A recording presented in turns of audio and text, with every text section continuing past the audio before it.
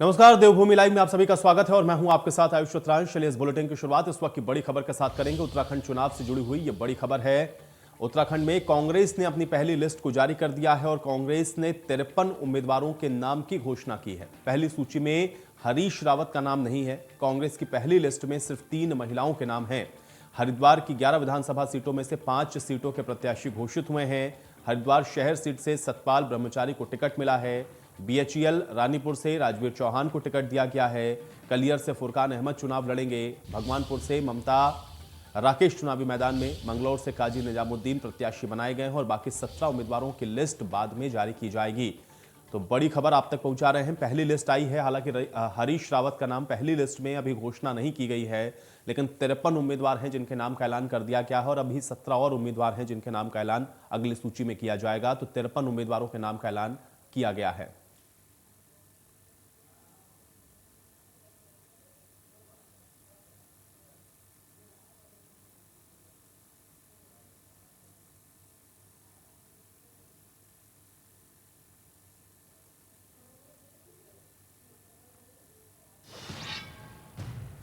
और खबर गंगोत्री से है। कर्नल कोठियाल का जनसंपर्क अभियान जिसका आगाज हो चुका है, 11वें दिन भी जनसंपर्क अभियान जारी है। गंगोत्री के हर घर तक मुझे पहुंचना है, कर्नल कोठियाल ने यह बात कही है। अभियान के दौरान ग्रामीणों ने बताया है कि हमने आपको यूथ फाउंडेशन की फोटो में देखा था, आज आपसे मिलने का सौभाग्य मिला है। सभी गांव में कर्नल कोठियाल का भव्य स्वागत हुआ है और जनता ने आम आदमी पार्टी को 2022 के चुनाव में एक तरफा बहुमत देने का वादा किया है। कर्नल कोठियाल ने गांव वालों को आश्वासन दिया है कि जब वो सरकार में नहीं थे तो 12,000 लड़कों को नौकरियां दिलवाई हैं। सरकार होगी तो 1,12,000 युवाओं को वो नौकरी देंगे।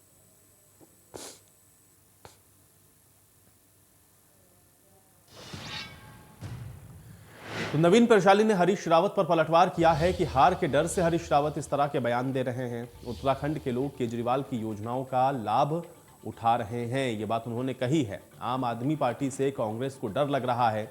आम आदमी पार्टी को जनता का पूरा समर्थन मिल रहा है, ये बात नवीन प्रशाली ने कही है। और हरीश रावत के ऊपर पलटवार उन्होंने किया है कि आम आदमी पार्टी से कांग्रेस भी डर रही है, क्योंकि आम आदमी पार्टी को जनता का भरपूर समर्थन मिल रहा है। और नवीन प्रशाली की तरफ से पलटवार करते हुए ये बात कही गई है। तो आम आदमी पार्टी के प्रवक्ता नवीन प्रशाली का हरीश रावत पर पलटवार है। हरीश रावत ने जो बात कही उसके बाद पलटवार करते हुए ये बात कही गई कि हार के डर से हरीश रावत इस तरह के बयान दे रहे हैं। उत्तराखंड के लोग केजरीवाल की योजनाओं का लाभ उठा रहे हैं। आम आदमी पार्टी से कांग्रेस को डर लग रहा है और इसलिए हरीश रावत इस तरह का बयान दे रहे हैं।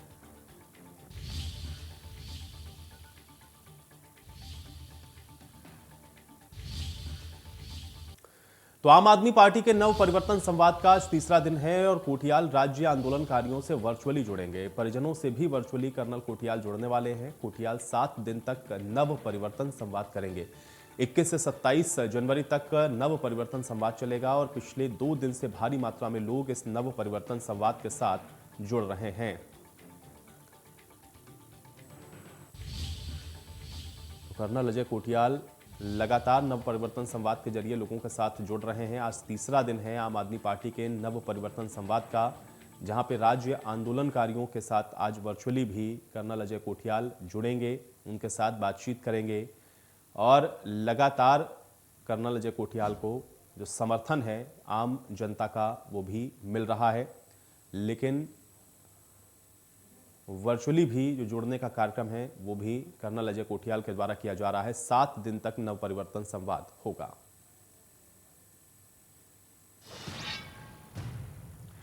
तो मसूरी एसडीएम नरेश दुर्गापाल ने मसूरी में काफी समय से लंबित प्राइवेट स्टेट नोटिफाइड और डी नोटिफाइड को लेकर के बैठक की है। इस मौके पर सर्वे ऑफ इंडिया के अधिकारियों ने बताया है कि उनके द्वारा 218 प्राइवेट स्टेट में से 75 स्टेट के सर्वेक्षण का नक्शा वन विभाग को सौंपा गया है। वहीं 42 स्टेट को छोड़कर के अन्य प्राइवेट स्टेट का सर्वेक्षण करके नक्शा बनाने का कार्य जारी है। कुछ तकनीकी दिक्कत आने के कारण काम अभी पूरा नहीं हो सका है, लेकिन जल्द ही इस काम को भी पूरा किया जाएगा। इसको लेकर के मसूरी नगर पालिका में एसडीएम मसूरी की अध्यक्षता में एक बार फिर से बैठक का आयोजन किया गया।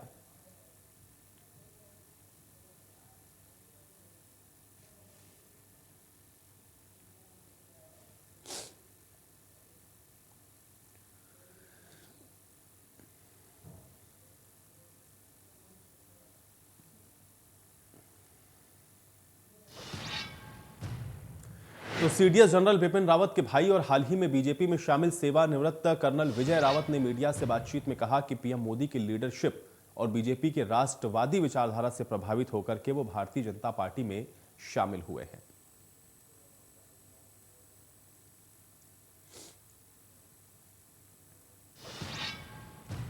और अब खबर रुद्रप्रयाग से है, जहां पर यूकेडी ने रुद्रप्रयाग विधानसभा से दांव खेला है और रुद्रप्रयाग विधानसभा से युवा मोहित डिमरी पर यह दांव खेला गया है। टिकट मिलने के बाद कार्यकर्ताओं में उत्साह बढ़ गया है। पहाड़ के ज्वलंत मुद्दों को लेकर के जनता के बीच में जाएंगे। यूकेडी की तरफ से रुद्रप्रयाग से दांव खेला गया है क्योंकि टिकट दिया गया है और टिकट मिलने के बाद ये बात कही गई कि पहाड़ के जो ज्वलंत मुद्दे हैं उनको लेकर के जनता के बीच में जाएंगे। विधानसभा से युवा मोहित डिमरी पर ये दांव यूकेडी की तरफ से खेला गया है। तो यूकेडी भी अब अपने कैंडिडेट्स के नाम का ऐलान कर रही है। रुद्रप्रयाग विधानसभा से ये नाम का ऐलान किया गया है जिसमें युवा मोहित डिमरी को यहां से कैंडिडेट बनाया गया है और मोहित डिमरी को टिकट मिलने के बाद कार्यकर्ताओं में भारी उत्साह है। कार्यकर्ता और मोहित डिमरी कह रहे हैं कि पहाड़ के ज्वलंत मुद्दों को लेकर के वो जनता के बीच में जाएंगे। तो मोहित डिमरी को यहां से प्रत्याशी बनाया गया है कैंडिडेट्स के तौर पर यूकेडी की तरफ से।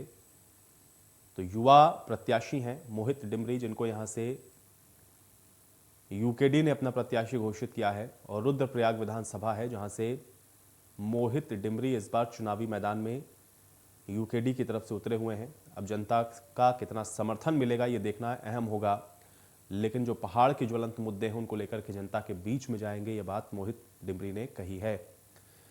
तो यूकेडी की तरफ से रुद्रप्रयाग विधानसभा से यह दांव खेला गया है और यूकेडी अब रुद्रप्रयाग विधानसभा से युवा के ऊपर भरोसा जताते हुए मोहित डिमरी को अपना कैंडिडेट घोषित कर चुकी है। और अब यूकेडी की तरफ से टिकट मिलने के बाद मोहित डिमरी और कार्यकर्ताओं में भारी उत्साह भी देखने को मिल रहा है, जिसमें उन्होंने ये कहा है कि वो पहाड़ के ज्वलंत मुद्दों को उठाएंगे और इन मुद्दों को उठाते हुए वो आगे लेकर जाएंगे जनता के बीच में।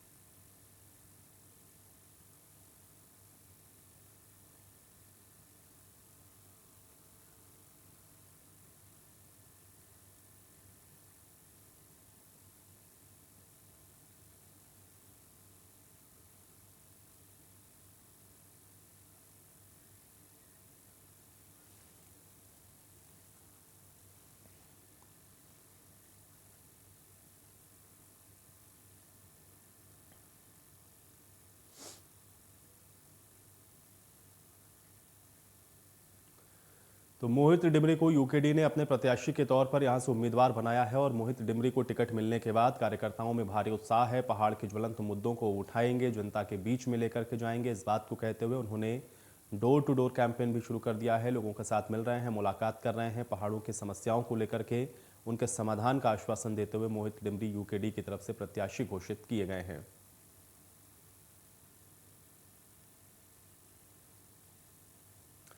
तो वहीं आम आदमी पार्टी ने बागेश्वर विधानसभा क्षेत्र से प्रतिभाशाली व्यक्ति बसंत कुमार को अपना प्रत्याशी घोषित कर दिया है और बसंत कुमार पार्टी के उपाध्यक्ष समेत कैंपेन कमेटी के उपाध्यक्ष भी रहे हैं। अब बागेश्वर जिले के एक छोटे से गांव स्यूनेबाड़ बेजन में बसंत कुमार 2017 में भी विधानसभा का चुनाव लड़ चुके हैं। एक बार फिर से बसंत कुमार बागेश्वर सीट से ही चुनावी मैदान में हैं। तो अब बसंत कुमार जी से ही सीधे बातचीत करते हैं, हमारे साथ जुड़ चुके हैं। बसंत जी, बहुत स्वागत है सबसे पहले तो आपका इंडिया न्यूज में। धन्यवाद सर। बसंत कुमार जी, अब आपको आम आदमी पार्टी की तरफ से कैंडिडेट बनाया गया है। मेरा पहला सवाल यह है कि पार्टी ने आपको बागेश्वर से उम्मीदवार बनाया है, आपके इस क्षेत्र के लिए प्राथमिकताएं क्या रहने वाली हैं? देखिए, हमारा जो बागेश्वर है, मैं आपको बताऊं, बागेश्वर सबसे पहले चांदी के मुकुट के नीचे बैठा हुआ है, यानी कि बागेश्वर के चारों तरफ हिमालय पर्वत है। और हम अगर टूरिज्म की दृष्टि से बागेश्वर को देखें तो बागेश्वर टूरिज्म का सबसे बड़ा हब है और इसको कुमाऊं की काशी कहा जाता है। और यहाँ कौसानी जो जगह पड़ती है, आपने सुना होगा, उसको महात्मा गांधी जी ने स्विट्जरलैंड ऑफ इंडिया कहा था। तो हम समझते हैं कि बागेश्वर को अगर टूरिज्म के रूप में डेवलप किया जाए तो बागेश्वर के लोगों के लिए कोई भी रोजगार स्थापित करना बड़ी बात नहीं रहेगी, क्योंकि सैलानी आएगा तो रोजगार बढ़ेगा ऑब्वियसली। और इसके अलावा खनिज संपदा से भरा पूरा जिला है ये, और यहाँ का जो क्षेत्र है, इसके अलावा वन संपदा, जड़ी बूटियों से अन्य अन्य प्रकार की जो है जितनी भी यहाँ पर भौगोलिक परिस्थिति बहुत अच्छी है, और टूरिज्म की दृष्टि से देखा जाए तो मैं समझता हूँ कि हिमालयी जो डिस्ट्रिक्ट है, जिला है बागेश्वर और पिथौरागढ़, दो ही उत्तराखंड में जो है बेहतर कुमाऊं रेंज में अगर आप देखोगे तो दो जिले आपको दिखते हैं यहाँ पे। वसंत जी, लेकिन अगर जनता इस बार आपको चुनती है, क्योंकि कैंडिडेट आपको आम आदमी पार्टी ने बनाया है, तो प्राथमिकताएं क्या होंगी? आप किन समस्याओं को सबसे पहले हल करने की कोशिश करेंगे? देखिए, शिक्षा, स्वास्थ्य, रोजगार, जो आम आदमी पार्टी की मूलभूत आवश्यकताओं की, जो कॉन्स्टिट्यूशन को मानने वाले लोग हैं, हम आम आदमी पार्टी से जो जुड़े हैं, भारत के संविधान को सर्वोपरि मानने वाले लोग हैं। हम भारत के संविधान को एक आदर्श पुस्तिका के रूप में और भारत के कानून की पुस्तिका के रूप में मानते हैं। हम समझते हैं उसमें जो प्रोविजन है, प्राविधान है कि भारत के प्रत्येक नागरिक को समाज की मुख्य धारा से जोड़ा जाना चाहिए सबसे पहले, तभी हम आगे बढ़ सकते हैं। तो समाज की मुख्य धारा क्या है? रोटी, कपड़ा और मकान, बिजली, पानी, शिक्षा, स्वास्थ्य, रोजगार, ये भारत के प्रत्येक नागरिक को मुहैया कराना वो सरकार की जिम्मेदारी है। अगर हम चुनकर आते हैं तो सबसे पहला दायित्व तो हमारा ये होगा कि हम सबसे पहले वो मूलभूत आवश्यकताएं, वो प्राथमिकताएं जनता को मुहैया कराने का काम करेंगे, जिससे कि हमारे देश के, हमारे प्रदेश के, हमारे जिले के, हमारे उत्तराखंड के लोग आगे बढ़ने के लिए और भी क्रिएटिव वर्क करने के लिए और देश और दुनिया में अपना नाम रोशन करने के लिए आगे और कदम बढ़ा सकें। वसंत जी, क्योंकि पहाड़ों पे पलायन एक सबसे बड़ा मुद्दा, और खासतौर से पहाड़ी राज्यों में जब हम लोग उत्तराखंड को देखते हैं तो यहां पर पलायन सबसे बड़ा मुद्दा है, क्योंकि यहां पे सर्वाधिक पलायन होता है। अब पलायन को रोकने के लिए आपका विजन क्या है? देखिए, पलायन दो तरीके से होता है, या तो सुविधाओं की वजह से या तो रोजगार की वजह से। तो रोजगार की मैंने जैसे कि अभी आपको बताया कि रोजगार के बहुत सारे रिसोर्स उत्तराखंड प्रदेश में स्थापित किए जा सकते हैं। अगर हम बिस्लरी के पानी की भी बात करें तो हमारे बगल से मीठे पानी की नदी बहती है, लेकिन यहाँ के हमारे जो गांव के लोग हैं वो पानी से प्यासे हैं। अगर हम नियति साफ रखें और सुरक्षित तरीके से, हम समझते हैं कि मिनरल वाटर के अच्छे खासे प्लांट अगर यहाँ पे लगा दिए जाए तो यहाँ के लोग को रोजगार भी मिल जाएगा और यहाँ के लोग पूरी दुनिया को पानी भी पिला सकते हैं। दूसरी बात मैं आपको बताऊं, ऐसे बहुत सारे रिसोर्स हैं, ये एक एग्जाम्पल मैं आपको दे रहा हूँ। यहाँ पर स्वास्थ्य की सुविधाएं अगर उचित कर दिए जाए, यहाँ पर शिक्षा की व्यवस्था ठीक कर दी जाए, तो सारी व्यवस्थाएं अगर यहाँ पर ठीक कर दी जाए और रोजगार को आधार बनाकर रोजगार के रिसोर्स पैदा कर दिए जाएं, तो मैं नहीं समझता कि पहाड़ छोड़कर कोई शहरों की तरफ जाना पसंद करता होगा। बिल्कुल वसंत जी, लेकिन आप आम आदमी पार्टी के कैंपेन कमेटी के उपाध्यक्ष भी रहे हैं। अगर 2022 में आपकी सरकार बनती है तो इसमें सबसे पहली प्राथमिकता आपकी क्या होगी, अगर प्रदेश के लिहाज से भी मैं समझना चाहूं तो? देखिए, प्रदेश में जिस तरीके से भारतीय जनता पार्टी और कांग्रेस ने जो भ्रष्ट तंत्र फैलाया है, जो उत्तराखंड की वैल्यू को नहीं समझा है, हमेशा ये ठगने और बरगलाने का काम करते आए हैं। ये जब हम कहते हैं दिल्ली में हमने इतना सब कुछ करके दिखा दिया, तो कंपैरिजन करवाते हैं दिल्ली से उत्तराखंड का और नेगेटिव कंपैरिजन करवाते हैं। जबकि मैं बता रहा हूं, संसाधन युक्त उत्तराखंड, परिसंपत्तियों में आप ये देखिए कि हमारे पास प्राकृतिक संसाधन दिल्ली से ज्यादा हैं, क्षेत्रफल की दृष्टि में हम दिल्ली से बेहतर हैं, हर तरीके से हम दिल्ली से अच्छे हैं। और मैं समझता हूं कि दिल्ली से हमारे पास रिसोर्सेज ज्यादा हैं, हम बिजली पैदा करने वाले लोग हैं। दिल्ली में अगर हम बिजली खरीद कर अगर फ्री दे सकते हैं तो उत्तराखंड में भी ये सुविधा जो है उत्तराखंड की जनता को दी जा सकती है। दिल्ली में अगर हम पानी खरीद के उनको मुफ्त दे सकते हैं तो उत्तराखंड के लोगों का तो अधिकार है पानी पीना, पानी उनको मुफ्त मिलना चाहिए। तो इस तरीके की बहुत सी चीजें हैं जो उत्तराखंड की जनता को नहीं मिल पाई। रीजन क्या है? रीजन इसलिए नहीं मिल पाई, भारतीय जनता पार्टी और कांग्रेस इसलिए देने में असमर्थ रहे हैं क्योंकि उन्होंने सदनीति और सद्भावना से काम नहीं किया, हमेशा भ्रष्टाचार किया। मैं आपको एक इंसिडेंस बता देना चाहता हूं जो गांव में हम सुनते हैं, जो हम ठेकेदारों के मुंह से सुनते हैं, जो कार्यदायी संस्थाओं में काम करते हैं, जो कॉन्ट्रैक्टर उनसे सुनते हैं। जब हम उनसे बोलते हैं कि गुणवत्ता युक्त काम क्यों नहीं कर रहे हो, तो वो अपने मुंह से बड़ी लाचारी से कहते हैं कि 40% तो भाई साहब हमको कमीशन ही देना पड़ता है, कैसे बताओ हम गुणवत्ता युक्त काम करते हैं। तो ये मैं समझता हूं कि वो अपने भ्रष्टाचार का रास्ता भी बताते हैं। उत्तराखंड प्रदेश का जो बजट है उसका 40% भ्रष्टाचार में जो है सत्ताओं में बैठे हुए लोग खा जाते हैं, इसलिए उत्तराखंड का सही तरीके से विकास नहीं हो पा रहा है। हम समझते हैं कि उत्तराखंड प्रदेश में जब हमारी सरकार आ जाएगी तो सबसे पहले हम भ्रष्टाचार मुक्त उत्तराखंड बनाएंगे। उत्तराखंड के बजट को, लोगों की गाड़ी कमाई का जो टैक्स हमको मिलता है उसको उत्तराखंड के विकास में खर्च किया जाएगा। यह हमारी सर्वोपरि प्राथमिकता होगी। और मैं समझता हूं कि रोजगार पर सबसे ज्यादा ध्यान दिया जाएगा और बिजली, पानी, शिक्षा, स्वास्थ्य। मैं समझता हूं कि शिक्षा के मामले में मैं ये समझता हूं कि जब तक हम अपने प्रदेश के लोगों को बेहतर तरीके से आदर्श नागरिक बनाने का प्रयास न करें, बेहतर तरीके से शिक्षित बनाने का प्रयास ना करें, तब तक हमारे बिल्कुल जो वसंत जी, छात्र लेकिन राष्ट्रवाद एक और बड़ी भारतीय जनता समस्या है पार्टी पहाड़ों पे खासतौर से जब हम लोग देखते हैं तो वो है क्वालिटी एजुकेशन की। एक तो एजुकेशन नहीं है और दूसरा ये है कि जो एजुकेशन मिल भी रही है उसके अंदर जो गुणवत्ता होनी चाहिए शिक्षा की वो नहीं है। आम आदमी पार्टी तो इसको लेकर के बहुत फोकस्ड है, दिल्ली के अंदर भी आपने स्कूलों को लेकर के बहुत काम किए। शिक्षा को कैसे सुधारेंगे अपने ही विधानसभा क्षेत्रों के बारे में अगर मैं आपसे समझना चाहूं तो? देखिए, मॉडल ऑफ एजुकेशन की जो बात कही, आज दिल्ली का जो मॉडल है, विदेशों से लोग आकर, दूसरे देशों से लोग आकर जो है दिल्ली के शिक्षा के सिद्धांत को, उसके सिस्टम को समझने का प्रयास कर रहे हैं, और दूसरे देशों में भी लोग उसको अप्रिशिएट कर रहे हैं। मैं समझता हूं कि हमारे तो दिल्ली में सरकार चल रही है, और हम समझते हैं कि उत्तराखंड में भी अगर हमारी सरकार आ जाए तो हम क्वालिटी ऑफ एजुकेशन को प्रोवाइड करने में सर्वोपरि रहेंगे, और सबसे ज्यादा बेहतर तरीके से हम उस काम को कर सकते हैं। चलिए बसंत जी, बहुत शुक्रिया हमारे साथ जुड़ने के लिए, उस तमाम बातचीत के लिए। Okay, thank you.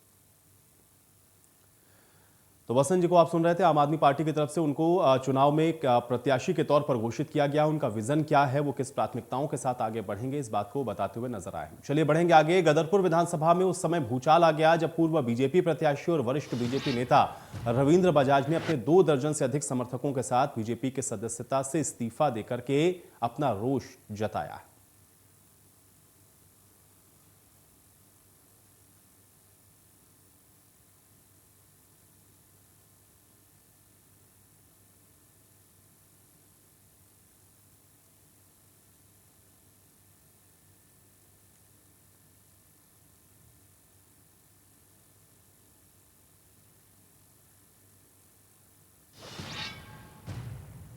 तो पहाड़ों की रानी मसूरी में हल्की बर्फबारी होने से स्थानीय लोगों के चेहरे खिल उठे हैं और मसूरी के लाल टिब्बा, परी डिब्बा, धनोल्टी क्षेत्र में बर्फबारी होने से तापमान में भारी गिरावट भी दर्ज की गई है।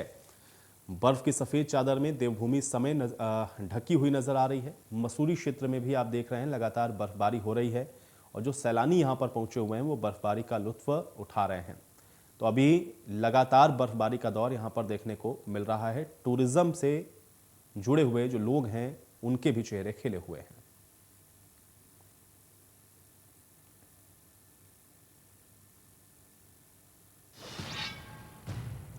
उधर हल्द्वानी में पुलिस को एक बड़ी कामयाबी मिली है। मेरठ के रहने वाले एक अंतर्राष्ट्रीय नशा तस्कर से करीब 541 ग्राम हेरोइन जिसकी कीमत 60 लाख रुपए और 26 ग्राम स्मैक जिसकी कीमत करीब 2 लाख रुपए बताई गई है, इसको हल्द्वानी पुलिस ने बरामद किया है।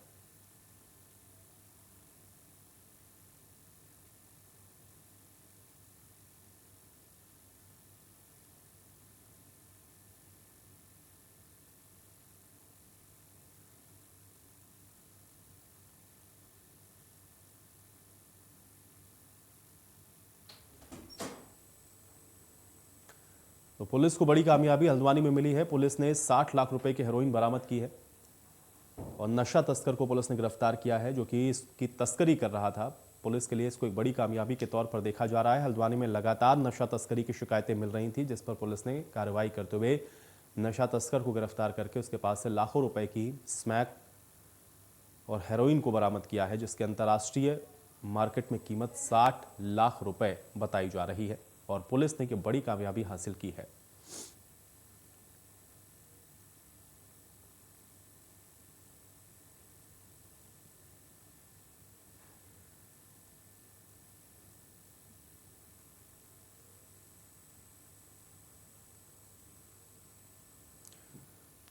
तो हल्द्वानी में लगातार नशा तस्करी की शिकायतें सामने आती रहती हैं। यहाँ पर लगातार जो एक्टिव हैं इस तरह के नेक्सस, इस तरह के गैंग जो कि इस तरह की घटनाओं को अंजाम देते रहते हैं, पुलिस लगातार इनको सर्च कर रही थी और अब गिरफ्तारी भी हुई है जब 60 लाख रुपए की हेरोइन बरामद की गई है। पुलिस ने नशा तस्करों को भी गिरफ्तार किया है। गिरफ्त में आए हुए नशा तस्करों से पुलिस पूछताछ कर रही है। इनके नेटवर्क और कहां तक जुड़े हुए हैं उनको भी तलाश रही है। ये जो तस्करी हो रही थी ये कहां से हो रही थी और उसको कहां ले जा करके खपाया जाना था, इन सभी को जांचने की कोशिश पुलिस के द्वारा की जा रही है। तो बड़ी कामयाबी है पुलिस के लिए क्योंकि भारी मात्रा में नशे की ये खेप बरामद हुई है। तकरीबन 60 लाख रुपए की हेरोइन जो कि पुलिस ने बरामद की है और नशा तस्कर को पुलिस ने इस सिलसिले में गिरफ्तार किया है। बड़ी सफलता है हल्द्वानी पुलिस के लिए पहाड़ी क्षेत्रों में जो कि लगातार जो नशे का कारोबार है वो बढ़ रहा है और उस पर एक बड़ी चोट हल्द्वानी पुलिस ने की है, जब 60 लाख रुपए की हेरोइन पुलिस ने बरामद की है और नशा तस्कर पुलिस की गिरफ्त में है, जिनके साथ अब पूछताछ पुलिस कर रही है, इस पूरे नेटवर्क को खंगाल रही है।